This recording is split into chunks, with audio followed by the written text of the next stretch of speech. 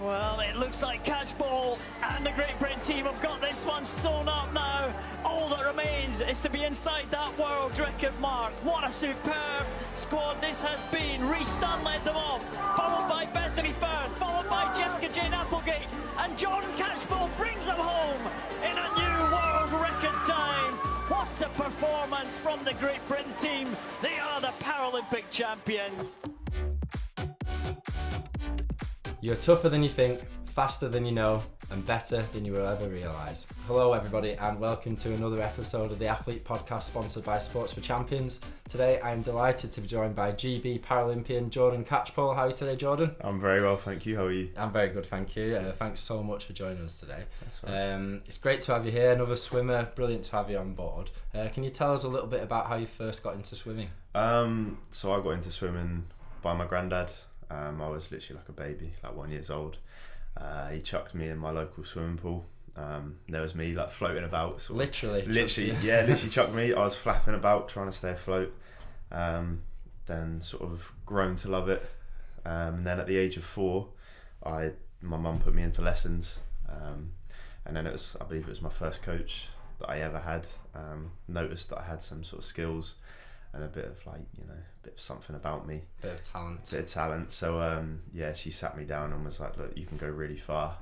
And then ever since then it's took off and here I am now. That's amazing at age 4. Do you come from like a sporting family? Believe it or not, no. Wow. Other than my uncle who used to do athletics, there's not really anyone in the family. My mum was a dancer for a bit, but literally other than that, nothing. Brothers and sisters are useless. That is amazing. What do you think it was about you at age 4? Did you just have like good strength, technique? I think it was just more, she saw I was a bit of a natural at it. I think I was sort of with other kids my age that were a bit like struggling and didn't quite seem to get it as easy as I did. But she noticed I was like natural and had something about me, so she was like, look, keep going at it and see where you get. That's brilliant. And then obviously I think everybody has some experience with some of the swimmers in school. You're getting up early, waking up at 6 a.m, swimming before school. Was that the case for you early on? Yeah, it was. I remember waking up at 4 a.m. Just to go training. There was times where I was like, do I really have to? Like, I'm so tired. And then I'd get out from training, I'd put my school uniform on, go to school, and then as soon as school finished I'd have to go back to training and then train again. So by night time I was absolutely shattered. Do you remember, were you particularly like, what motivated you at that time? I think it was just the dream of becoming like an Olympian or a Paralympian. It was sort of always my dream to go there and like make a name for myself. I remember actually saying to my grandma and granddad at a very young age, I was like, I'm going to be an Olympian one day. I'm going to get there. Not actually knowing I would get there, but I always had that dream of like, I'm going to make it. So I think that was what drove me when I was young. That's great. Did you enjoy school? No, I'm going to be honest. I had a bad time at school. I left school at, I think I was like 13, 14. Right. I was getting bullied. I just had a really rough time of it. Teachers always thought I was being sort of like up to mischief and being up to no good really. And it was me just not understanding and genuinely like really struggling with stuff, and because I had to keep asking sort of like help for things, they just thought, he's just being naughty, like he has no effort. So I ended up having a mental breakdown and got written off of school by my doctor, and then I got homeschooled ever since. And I think that's what's sort of made me the person I am today, being homeschooled, because I actually enjoyed that more than being at school. But obviously every kid has their own preference and all that, so yeah, I think it's important to note because everybody is so different, and sort of conventional school, it might not be for everybody. I think you're a perfect case of that. How important was swimming to you at that time? Swimming was massive because when I was at school, obviously like I said, I was being bullied by quite a few people, but swimming was my sort of time where everything went out of my mind. I just forgot about everything. I was in my own little world in that swimming pool, because it's obviously just you can't hear anything, you can just hear the water sort of like going past your ears. So swimming for me was definitely my sort of break from reality, and it's something I definitely needed. And I believe around that time you received your diagnosis. Can you tell us a little bit about that? Yeah, so I think I was about 10ish.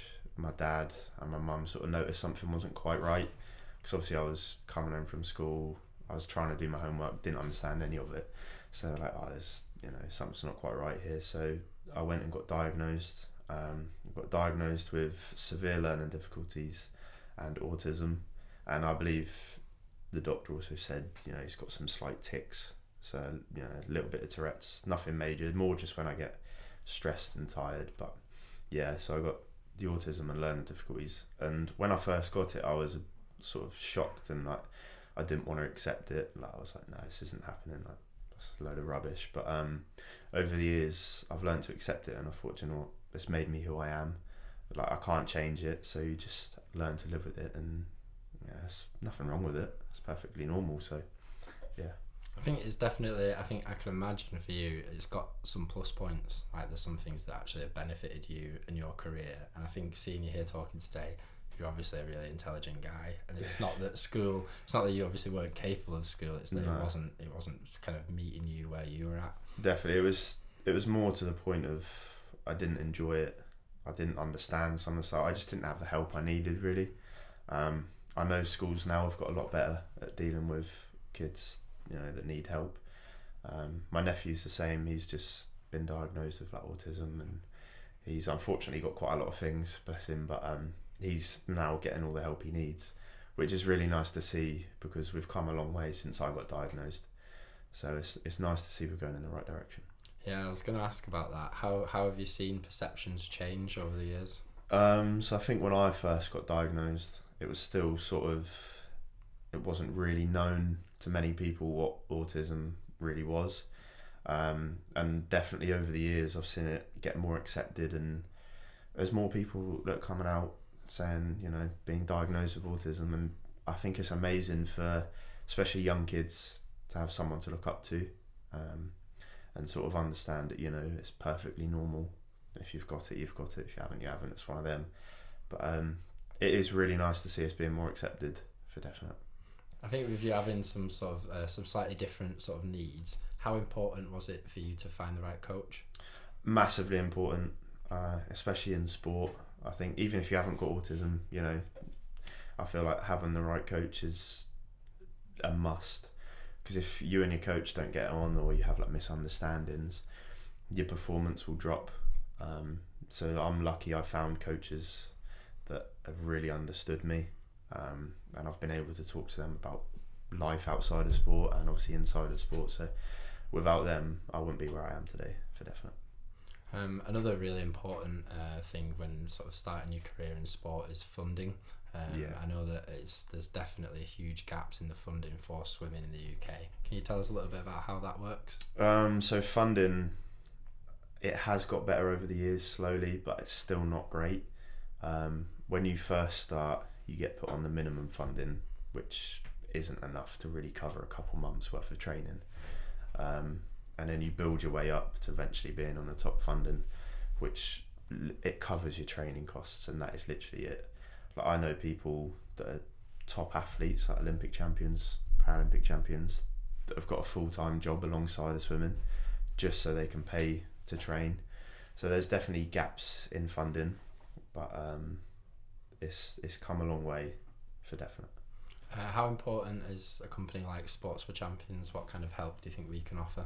It's massively important. It gives us another chance to earn money and be able to do the sports we love without having to sacrifice our sport just to get money. I think without Sports for Champions, I think a lot of athletes will be struggling to get funding and get money to be able to do what they love. So yes, just a massive thanks to Sports for Champions and giving us all this amazing opportunity to be able to get some more money, a bit more funding, and do what we love. Well, seeing athletes like yourself succeed is all the thanks we need. That's what it's all about at the end of the day. One of the biggest challenges, I think, is actually finding work that can fit around such a complex and busy training schedule. Can you tell us a little bit about what a day in the life of your training looks like? So a day in my life looks like getting up at 4 a.m, Ouch. which obviously not the best. No one really likes getting up that early. I'll train from 5 till 7 before schools start. Then during the day I'll go in the gym, around about lunchtime. I'll do a couple hours in the gym, and then What kind of stuff do you do in the gym? do a lot of weighted stuff, but then I do a lot of rehab stuff. I've had quite a lot of injuries through sport. Obviously, you get it. It comes with when you get older, unfortunately. And then I'll train again 2 hours at 5 till 7 in the afternoon. So it's quite a busy day. That's unbelievable. Yeah. Do you have to eat a lot? How many? Do you know roughly how many calories you burn doing all that? When I'm in full training, like for a big meet like the Paralympics or World Champs or anything, I'll be on about 6,000 to 7,000 calories a day. Wow. Which is obviously loads more than what the normal person is unbelievable amount. meant to eat. So that in itself feels like a full-time job, because I'll eat every 3 hours. I'll have like a full-blown meal just to be able to fit the calories in. And some people have this perspective of athletes that we all eat really clean, but to be able to fit those calories in, you've got to eat some unhealthy stuff. But it's all about that perfect balance. And, but yeah. What's your go-to unhealthy treat if you're feeling donuts? Donuts. Yeah, I love a Krispy Kreme donut. Oh wow. That's thankfully our Tesco's has Krispy Kreme, so that's my sort of little like treat every now and again. That is not bad, to be fair. That would almost make the 4 a.m. rise. Yeah, exactly. That's why I get up in mornings. So obviously, starting out at such a young age, you had this kind of almost meteoric rise through the sport. Can you tell us a little bit about how you got established and sort of when you started first winning competitions, when that first came about? So I believe the first time I ever won a gold medal, I was 15, 16, and it was at nationals. And then I think it was one of the British swimming coaches obviously saw me win and was like, he's got something about him. Then I got told to be put forward for trials for, I believe my first meet was the Europeans. So I went in, did a trials for that. I qualified, and then that's where I sort of began my professional journey. Obviously won 2 silvers at Europeans, and then it sort of snowballed from there and just got bigger and bigger. I know one of your biggest challenges was the Worlds in 2017. Can you tell us a bit about that? So I trained sort of all year coming up into the Worlds. I did my trials, qualified. I was in like one of the best shapes I've been in at that current time. Just to find out literally a couple weeks before Worlds, I literally started easing off training, ready to compete. And then we got the news that Mexico had just been hit by an earthquake, and then the World Champs got cancelled. And then I got hit with a big bit of depression, because it was like I've trained all year for nothing. So it was quite a big blow. What does that look like? Like how do you even go about trying to get yourself out of something like that? So I had to step away from the sport. I took like 2-3 weeks out, just completely forgot about it, tried to get it out of my head. And for me, that was how I dealt with it. I had to see family, go out, see my friends, sort of try and forget about it, push it to the back of your mind. But without that time away from the swimming, I think I would have really struggled. But with the time away, it helped massively. And then I think they tried to sort of reconvene and host the Worlds again, and then GB pulled out. Yeah, that must have been another sort of double blow, really. Yeah, it was. They rechanged the dates, and we were all like, "Okay, it's back on. Get back into training, get ready for it." And then GB were like, "Look, it's unsafe," because they were still having some after effects of the earthquake. So they were like, "Look, it's not worth it." And then that again was another blow. So I was like, "Oh, great." Got hopes up that it was back on, and then just to be told that we're not going. So were you questioning your career at that point? Yeah, massively. I was like, because obviously I was really young at the time, and World Champs for me was massive. Like, it was huge. Biggest meet I'd ever been to. And obviously after Europeans, I was really in great form, and I was like, I could win gold or I could come away with something. So for me, because I was like 17, 18 then, so being so young and having that big blow, it was like, is it really worth carrying on? No, I was doubting myself massively. It was a massive mental game for definite. So I think 2018 was a better year. Can you tell us a bit about that? Yeah, 2018 was a much better year. We had trials for, I think that was Worlds in London. We had the trials for that.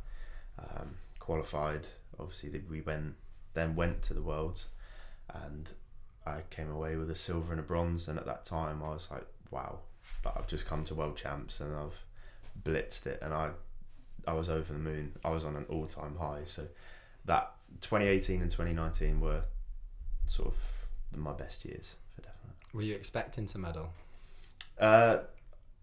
No, not really, because that was when like a few new swimmers had come through the rankings, and so I was a bit like, okay, just go there, see what happens. I come away with 2 medals. I was over the moon. Absolutely brilliant. And then I think that led into Tokyo trials. Yeah. Which I think went well first time round. Went well. Qualified for all the events. I smashed it out of the park, and I was in, well, again at the time, best shape of my life. And I was really excited to go. That would have been the first time you'd have been eligible for a Paralympics. Yeah, first time I'd ever qualified for a Paralympics. So as you can imagine, I was a bit like riding a massive high.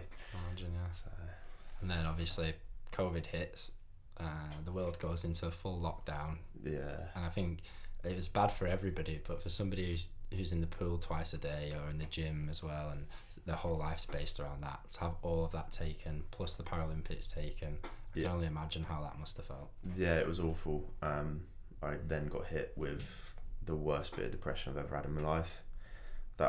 We literally went from being like, okay, Tokyo is literally a few months away. I was ready, literally getting everything ready. We got all our kit through the door. We were all ready to go. And then obviously the news come out into lockdown. Everything got cancelled. The whole world stopped. And I know lockdown was hard for everyone, but I feel like for athletes that had obviously just qualified for the Olympics and Paralympics, it was like, wow, we've trained all our lives. And some of us, that was our first games. So it was huge, and we trained all our lives, and it was like just been taken away literally like that. So I went into definitely the darkest days I've ever been in. And I believe you, is it again the case of surrounding yourself with family, take a little bit of time? Yeah, it was definitely try and surround myself with the family we could at the time, because obviously we couldn't even see family then, so that didn't help. So it was just me, my mum and dad. We just sort of tried to make do with what we could.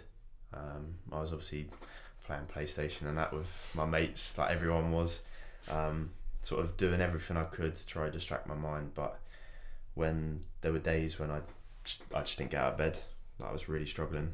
I wouldn't talk to anyone. I would literally suffer by myself, and yeah, it was just horrible. And what is it that finally kind of brought you back out of that? It was when they released the new date for the games. They come out and said, this is the date, like it's set. And then I got the opportunity to move up to Manchester to be able to train during this, I believe it's the second lockdown. We got to train through the lockdown. So I had to move away from all my family. I was up in Manchester by myself, miles away from everyone else. So that was quite hard. But in the back of my head, I had the goal of Tokyo's around the corner, I need to get back on it. So that was definitely sort of the light that I needed to see at the end of the tunnel. So I went to Manchester with the aim of getting back on it for Tokyo. And I believe you actually had to retrial for that. Yeah. Everybody had to retrial. Yeah, so we had another qualifying again, which was, again, another setback. Because I was like, well, I've already qualified, why do we need to do it again? But obviously, because everyone's had such a long time out, they need to see who's back up to fitness and that, which is really hard, because I was lucky I qualified, but there was some people I know that had already qualified. They had got COVID and couldn't even attend the second qualifying, so didn't even go to Tokyo. Wow. So how they dealt with that, I'll never know. But it was just a massive blow to a lot of people. It's really tough. I can only imagine how that must have felt. Yeah, it was. There was a lot of pressure on that, because it's like, I've qualified for everything. Like, why have we got to do it again, type thing. But yeah, I was lucky that I got training through lockdown, so I was able to qualify. But some of my mates and that weren't, and it was a massive blow. It was really hard to see as well. So tough that. And then so obviously fortunately you did qualify, and you went to Tokyo. How was that? It was the best experience of my life. It was unbelievable. Like when we entered the Tokyo village, it was literally like my hometown. Like, it was the same size. Like, you'd have to walk at least 45 minutes just to get from one end of the village to the other. Wow. Like, every country had their own apartment block. Like, the blocks were huge. Like, it was, the whole experience was just crazy. And I think what made it even weirder for the first games, obviously there was no crowd. So when we came out for races, you could literally hear like a pin drop, and it was just nuts. It was the best experience I've ever experienced. So How did you do in the meet itself? so my individuals didn't go how I'd planned, but I then got called up for the relay, and we won gold, broke a world record, and then before you knew it, I was flying high as a kite. I was literally living my dream life. I ticked off a biggest thing on my bucket list, and I was just riding this wave, and it lasted the whole time we were there. It was just incredible. After such a roller coaster as well, almost like because obviously being so young in your career and having it interrupted in the way it was, and the unsure about whether you're going to be able to make it to the games, and then to actually finish on a team medal as well must have been unbelievable. Yeah, there's a lot of people that won individual medals said winning a team medal is more important, because you've done it with those who you've trained years with. Like, you're all working hard. You literally put blood, sweat and tears into it. So to win a medal with your mates it's literally the best way to end a meet. It was perfect. I think you didn't actually know that you were going to be competing in the in the relay. Can you tell us about that? So the night before the relay, I thought I'd finished competing. So I was like, right, I'm just gonna plate myself up the worst bit of food you could see. Like, literally every junk food you could think of was on my plate, and I just started tucking into my food, and then my coach come around the corner and she was like, "What are you doing?" I was like, "What do you mean? I've finished racing. I can sort of eat what I want, drink what I want." She was like, "Nah, you've got a relay tomorrow." And I was like, "Oh, right, Christ." I was like, throw my plate in the bin, ran round, got some chicken and rice, and I was like, I need A games back on. I was like, Christ. But yeah, it literally, that took me by surprise, and I was like, oh, because I was quite enjoying that plate as well. Like, I literally had like pizzas, burgers, I was proper having great fun. But she was like, "You got a race tomorrow," and I was like, great. I imagine that plate of junk food tasted even better once you had the Paralympic gold in the bag. Yeah, it's perfect. I remember winning the gold medal, and then we were all finished racing, and we all went to the canteen, and we took every bit of food we could think of. Like, our plates were stacked. It was great, and it just went down an absolute treat. So brilliant. And then on returning home, you were actually awarded an MBE. Yes. Such a huge honour. Can you tell us about that? So that was actually a really weird experience. We got a letter through the door, and none of us recognised where it had come from or anything. And we saw that it was from the Queen herself. That was obviously just before she passed. So I reckon I was one of the last people to get a letter from her. So we got the letter saying, "You've been awarded an MBE." And I think I had to look at it 10, 15 times before I was actually like, wow, like, this actually happened. Like, it didn't sink in. And to be honest, it's still not sunk in. The whole experience from getting that letter to walking into the Buckingham Palace was just, it was literally a dream come true. And it's something you don't expect to get from sport. So the whole experience was just nuts. And I think you were actually invited back to the Palace to meet almost the whole family. Yeah, so we thankfully got invited back again. So I obviously behaved myself first time. We got invited back as sort of like a welcome home for the Olympics and Paralympics, and we met all of the royal family. And obviously this was just after the Queen passed, unfortunately, so it was sort of, no one really knew how it would go, but it was, again, just another wild experience. Got to meet the King, Camilla, literally the whole family was there. And it was really weird because the kids were running around, like Prince William's kids were running around, and it was literally like they were just playing like football at their nan's house. Like, it was crazy to see, but it was a great experience. Unbelievable. So moving forward, we're moving into a really exciting year. Obviously, Paris 2024. How's your preparations going? So I'm still on a break currently. Still on my holiday. I've just come back from World Champs, so I've took 3 weeks out. Went abroad, had a bit of chill time, but I go back on Thursday, which is 2 days from now. And then literally as from Thursday, it will be full bore the whole year. Training will be completely packed. I probably won't have a day off for a year. Wow. that will even have to train Sundays. So, but you got to be in your top fitness and absolute peak condition for Paris. So, yeah, it's going to be a busy year for definite. A couple of days out going into that, how does it feel? Are you nervous, or is it sort of like when you feel like your alarm's about to ring, you're like, oh god, I'm gonna have to get up soon? So it's really weird. Like in Tokyo, I was really nervous, but now I've got more meets under my belt, more experience. I feel like I'm more ready for this. I know what to expect, so I feel like I'm gonna go into it calm, and just whatever happens. I'm not gonna put too much pressure on myself. Obviously, I want to come away with stuff and do the best I can, but I think the best way to go into their meets is as calm as possible.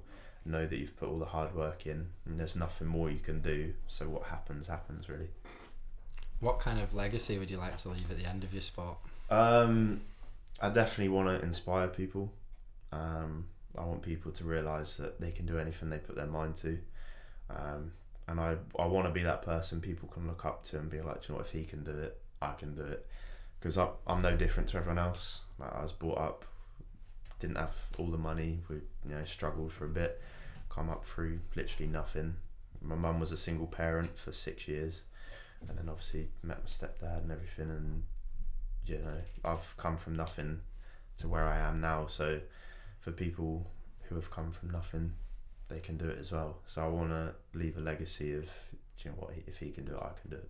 Yeah, I think that's a great point to end it on. Just finally, if you had some practical advice from somebody who wanted to get into swimming, what would you say?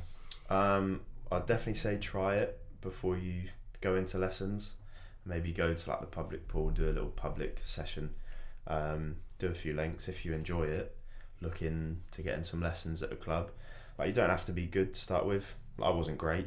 I struggled the same as everyone else, but if you enjoy it, I think definitely go and make the most of it. Like, you don't have to become Olympic champion. If you enjoy it, get as high as you can. Like, there's people that make counties, for example, like just compete locally, and but they enjoy it. So, do it. If you enjoy it, do it. Perfect. I think that's a brilliant note to end on. Thank you so much for joining us today. It's perfect. Thank you. It's been great talking to you, and thank you to everyone joining us at home. We'll see you next time. Cheers.